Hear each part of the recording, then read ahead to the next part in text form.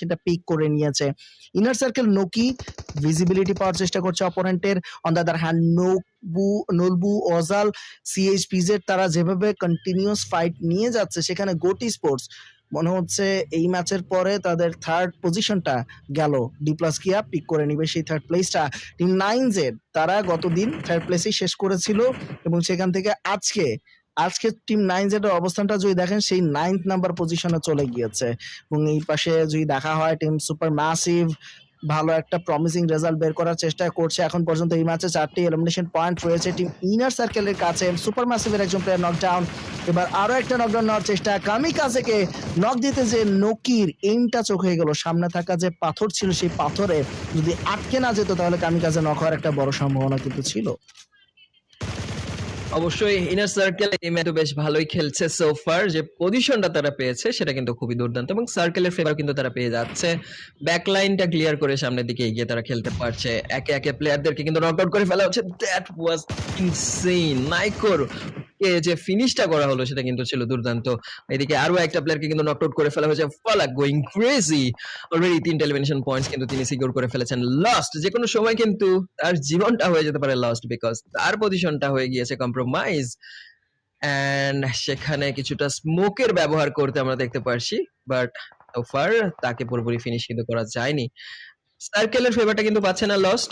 যে কোনো সময় তাকে করে দেওয়া হতে পারে ফিনিশ, বাট আইকিউ তাকে এবারে কিন্তু নক আউট করে ফেলা হয়েছে। ফাইনালি দেখতে পারলাম যে কিছুটা বিপদ এখানে আসলে পড়ে যেতে ইনার সার্কেলকে, বাট রিকভারি করা যাবে, কোনো সমস্যা নেই। ওখানে যে পাহাড়ের একটা ফেভার তারা পেয়ে গিয়েছে সেখানে আরামসে তারা কিন্তু রিকভারি প্রসেসটা চালিয়ে যেতে পারবে। ডেফিনেটলি ওবজি স্পোর্টস এলিমিনেট হয়ে গেল, টপ 10 এ আমাদের এন্ট্রি ঘটলো, বাট এই জায়গায় আরো একটা টিমের এলিমিনেশন ঘটে যায় অবস্থা। পাপারা সুপার ম্যাসিভের দুজন প্লেয়ার হয়ে আছে নকডাউন। অপরদিকে কিন্তু আলফা গেমিং বড় একটা স্ট্রাগলিং ফেজে পড়ে গেছে। লুপসি স্পোর্টস ভালোভাবে প্রেসার বিল্ড করে ফেলেছে টিম আলফা গেমিং এর এগেইনস্টে। রিফাজ এখন একা হাতে লড়াই করে যাওয়ার চেষ্টা করছে টিম থেকে, বাট একা হাতে কতক্ষণ পারবেন? রিভারটা দেওয়া শুরু করে দিয়েছেন টিয়ান বা থার্ড পার্টি করছে আলফা গেমিং। যখনই বুঝেছে থার্ড পার্টি হচ্ছে তখনই তাদের এই জায়গা থেকে সরে যাওয়াটা উচিত ছিল, বাট সরে যায়নি। সেটাই কনসিকুয়েন্সেস ফেস করছে। কিউজেড কে নকডাউন করে দিয়েছে, বাট কিউজেড কে নকডাউন করে কি হবে সেটা নিয়ে কিন্তু আসলে সংখ্যাটা থাকছে। আলফা গেমিং এর আরো যে প্লেয়ার টপ নকআউট হয়ে আছে তাকে রিভাইভ করাটা প্রয়োজন। টিয়ান বা প্লেয়ার এগিয়ে যাবে আলফা গেমিং এর উপরে ফাইটটাকে ইনিশিয়েট করতে, নক তো বের করতে পেরেছেন, বাট মিলাও তাকে কিন্তু করে দেওয়া হলো নকডাউন। এইচিং রয়েছে টিয়ান বা প্লেয়ার, খুবই ক্রুশাল একজন player, but third party interruption ঘটেছে টিম রিজেক্টের সাইড থেকে।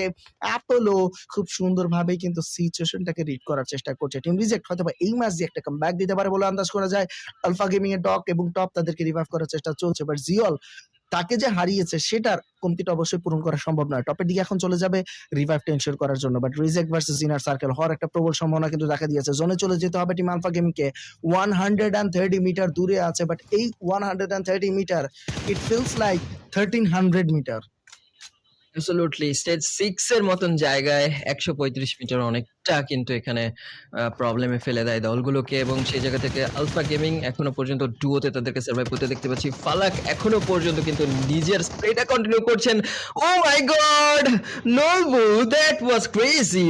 ভিএকেল এ কিন্তু আটকা পড়ে গিয়েছিল ওখানে 3টা প্লেয়ার, বাট ভিএকেল এ থাকা অবস্থায় যে ধরনের একটা স্প্রে আসলো সেখান থেকে সেটা কিন্তু খুবই দুর্দান্ত ছিল। আমার মনে হয় খুব তাড়াতাড়ি এখানে রিকভারিটা করে ফেলা উচিত, না হলে বিপদ হয়ে যেতে পারে। সার্কেল অলরেডি কিন্তু শ্রিঙ্ক করা শুরু করে ফেলেছে। নিচে থাকা দলগুলো আসলে স্ট্রেট উপরে তো উঠতে পারবে না ময়মিনুল, সেক্ষেত্রে কিছুটা ব্রিদিং স্পেস নিয়ে খেলতে পারছে inner circle. Definitely inner circle তো ব্রিদিং স্পেস নিয়ে খেলতে পারছে, বাট